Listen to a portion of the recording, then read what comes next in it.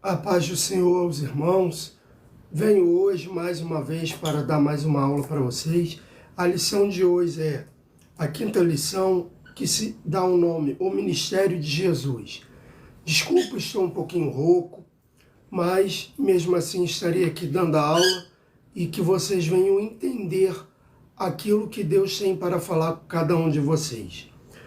O texto bíblico base está em Marcos 1, 14 e 20, que diz: E depois que João foi entregue à prisão, veio Jesus para a Galileia, pregando o evangelho do reino de Deus, e dizendo: O tempo está cumprido, e o reino de Deus está próximo. Arrependei-vos, crede no evangelho. E andando junto ao mar da Galileia, viu Simão e André, seu irmão, que lançava a rede ao mar, pois eram pescadores. E Jesus lhe disse: Vinde após mim, e eu farei que seja pescadores de homem. E deixando logo as suas redes, o seguiram. E passando dali, um pouco mais adiante, viu Tiago, filho de Zebedeu, e João, seu irmão, que estavam no barco consertando as redes. E logo os chamou, e eles, deixando seu pai Zebedeu no barco com os empregados, foram após ele. A meditação dessa revista diz o seguinte: E João, ouvindo no cárcere falar dos feitos de Cristo, enviou 2 dos seus discípulos a dizer-lhe: És tu aquele que havia de vir, ou esperamos outro? E Jesus, respondendo, disse-lhe: Ide e anunciai a João as coisas que ouvis e vedes. Os cegos veem, os coxos andam, os leprosos são limpos e os surdos ouvem. Os mortos são ressuscitados e aos pobres é anunciado o Evangelho. Mateus 11, 2, 5. Falar sobre o ministério de Jesus, eu digo que é até um pouco difícil, porque o ministério de Jesus foi lindo, foi perfeito. E se a gente for ver aqui, a própria revista, quando a gente começar aqui a falar, ela mesma já vai explicar sobre isso. Não tem nem muito o que acrescentar. A própria leitura dessa revista, ela já vai dizer sobre o Evangelho de Jesus, o ministério de Jesus. Comentário e introdução. Biblicamente falando, a palavra ministério significa simplesmente serviço. Isto é, o serviço que alguém presta ao outrem. Nesse sentido, o ministério terreno de Jesus Cristo pode servir sob 2 perspectivas. A primeira é que ele estava a serviço de seu Pai, para desempenhar uma missão que, por sua vez, está uma vez. E esta é a segunda perspectiva. Beneficiava a humanidade, sendo, portanto, também um serviço. Sendo Deus o nosso Salvador, colocou-se à disposição do Pai e da humanidade para ministrar, ou seja, servir. Está em Mateus 20, 28, Marcos 10, 45. É acerca desse assunto que estaremos estudando nessa lição. Sem, contudo, pretendemos esgotar o número de benefícios que nos adveio do exercício do ministério do nosso querido Jesus. A natureza do ministério de Cristo. Dimensão teórica.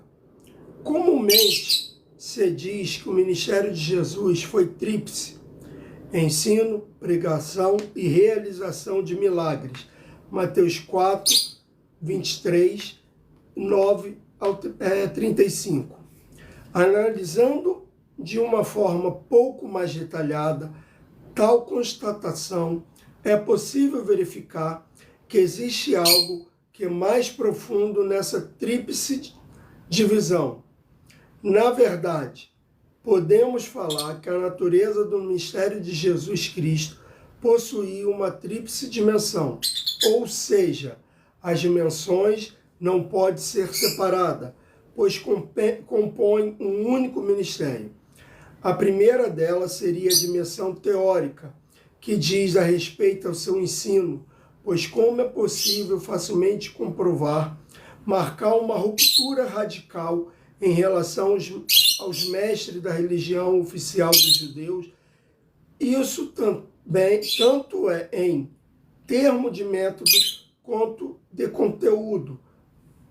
O segredo de tanto êxito e admiração pelo seu ensino, segundo informa o próprio Jesus, é que a conduta ensinada por ele não era sua própria, e sim de seu Pai, que o enviara.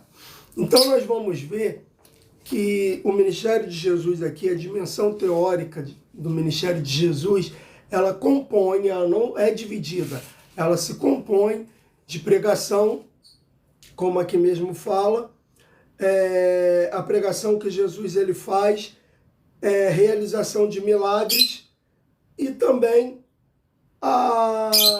o ensino. Nós vamos ver que o ministério de Jesus ele compõe ensino, pregações e milagre. Não é dividido, porque o ministério de Jesus não tem como se dividir. Mas nós vamos ver que tudo isso que Jesus faz não vem dele.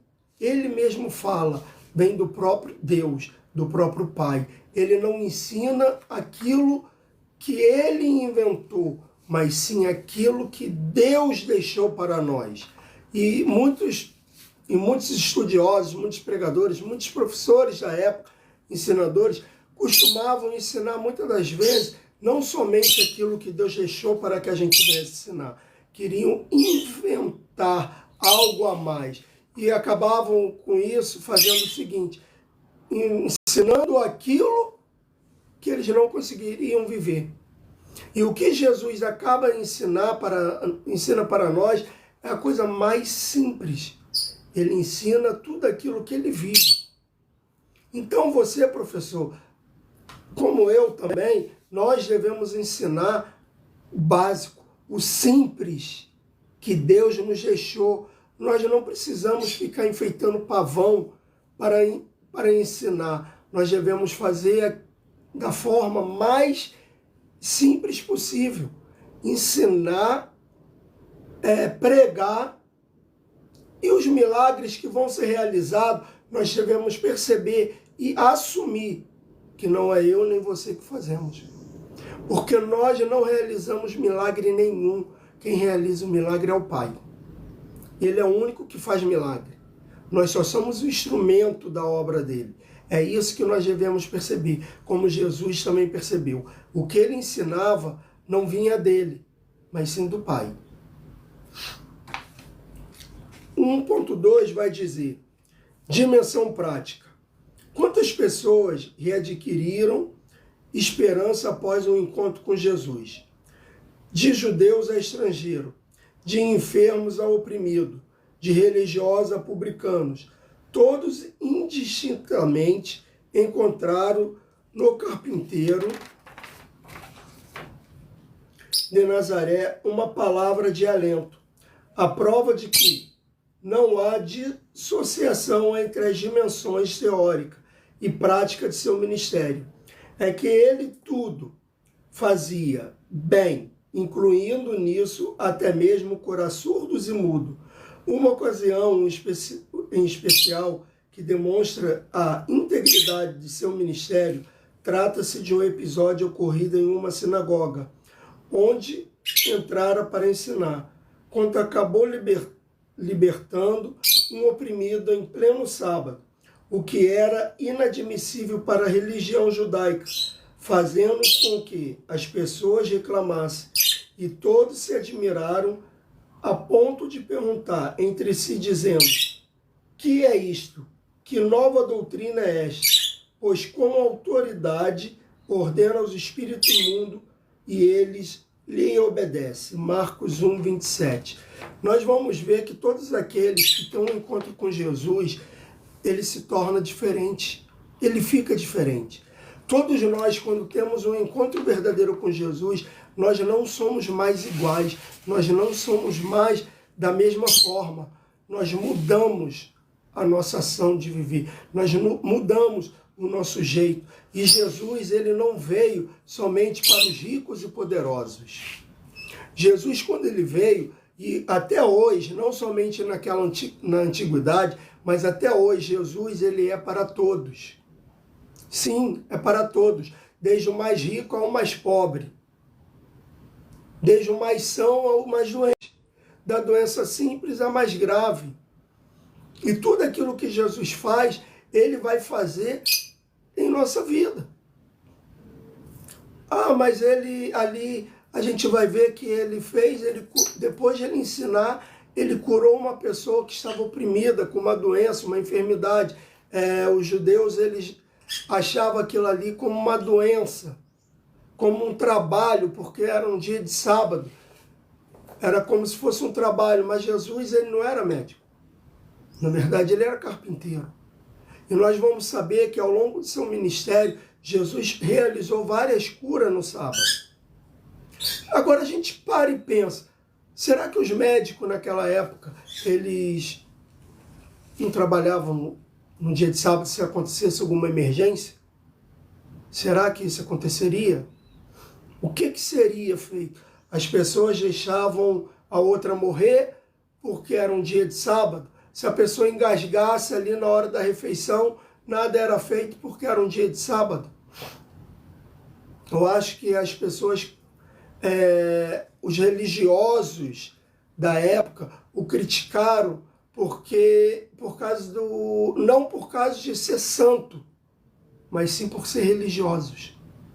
Como hoje temos também ainda, existem muitos religiosos, que é aquele que fala que tem que ser cumprida a lei, mas ele mesmo não cumpre. E Jesus não. Jesus, ele veio e nos ensinou a cumprir a lei que ele mesmo inventou, que ele mesmo criou. Na passagem, na própria Bíblia vai dizer que ele diz, eu não vim abolir a lei, eu vim cumpri-la, como os próprios profetas disseram. O 1.3, dimensão espiritual. A despeito dessa bênção perceptivamente valiosa, o grande feito do ministério de Jesus Cristo consiste no fato de que ele pagou o preço do nosso resgate eterno. 1 Coríntios 6:20 e 7:23 a 1. E 1 Timóteo 2:6.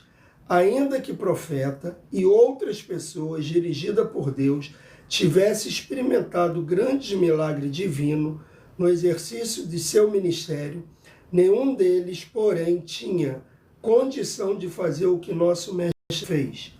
Hebreus 9, de 11 a 28.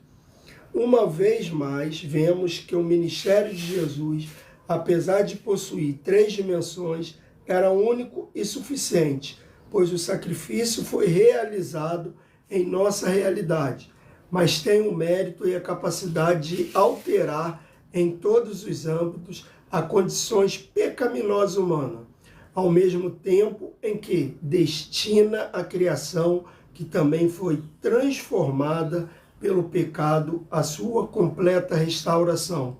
Efésios 1:10. O que vemos aqui é o seguinte: existiram profetas antes de Jesus, profetas de renome, de nomes famosos. Nós vamos ver que existiu Moisés, Elias, Eliseu e muitos outros profetas.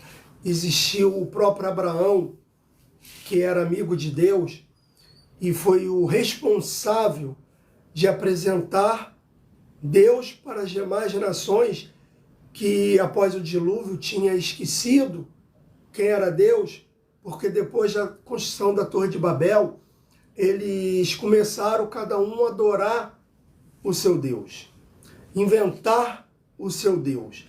E aí é isso que o inimigo faz.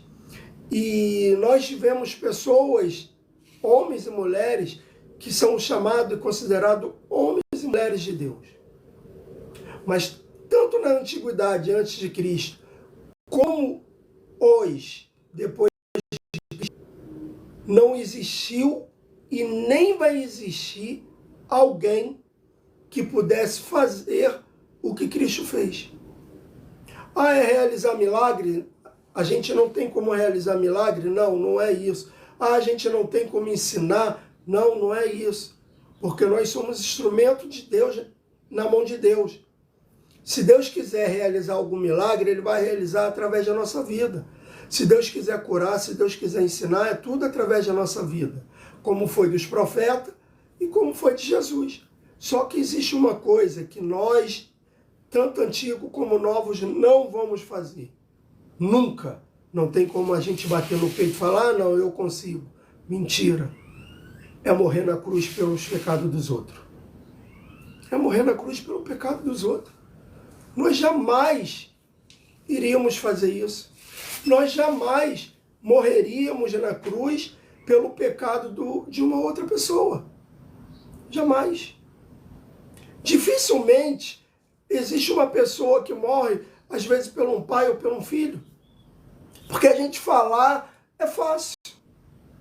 Mas a gente fazer é difícil. É muito difícil. É fácil uma pessoa chegar e falar, se alguém tentar matar meu filho ou matar meu pai, eu entro na frente. Será? Será que a gente faz isso mesmo? É muito difícil. Acredito que existem pessoas que vão fazer isso. E às vezes são aquelas pessoas que nunca falaram que fariam. Agora, aquelas que falaram que fariam, de repente é a primeira a correr. É a primeira a deixar aquela pessoa lá para morrer. Entendeu? Então, como Cristo, como o ministério dele, não vai ter ninguém igual. Não vai ter ninguém. A gente só tem como apresentar um ministério parecido com o ministério de Cristo. Amém?